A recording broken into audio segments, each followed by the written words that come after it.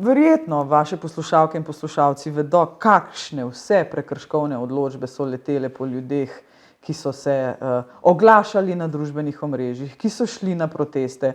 Ravno zadnjič, pred nekaj dnevi sem govorila z eno od protestnic, ki je rekla, ne samo, da sem dobila globo zaradi branja ustave na trgu zunaj, dobila sem še globo od tržne inšpekcije za kršitev avtorskih pravic, ker smo skozi megafon spustili en komad, za katerega, ne vem, ali rabimo avtorske pravice ali ne.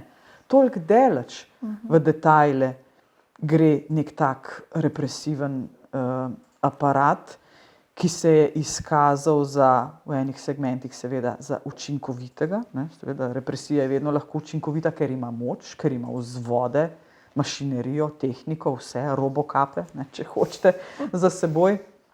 Ampak verjemite mi, tudi znotraj policijskih vrst jim ni enostavno. Ne. Pogovarjam se z mnogimi, v policiji vre. Ne, in to je en krovnih sistemov, ki varuje demokracijo na koncu. Pa se je pokazalo, kako zelo lahko ga en posameznik, ajde recimo dva, ne, zlorabita kot instrument za dosego nekih ciljev, ki mnogi na koncu niso legitimni.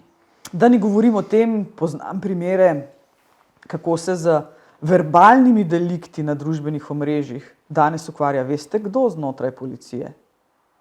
Oddelek za pregon gospodarskega kriminala. Ja, a res nimajo kaj drugega za početi? Ja, A je res treba na vsako tako stvar odreagirati in poskušati natakniti na gobčnik ljudem, ki so imeli samo vsega poln kufer? Nihče se pa še do danes ne vpraša, pa ne vem, a je bila neka interna raziskava znotraj policije narejena ali ne, zakaj za božjo voljo in kdo je izdal ukaz, da se solzivec meče na ljudi,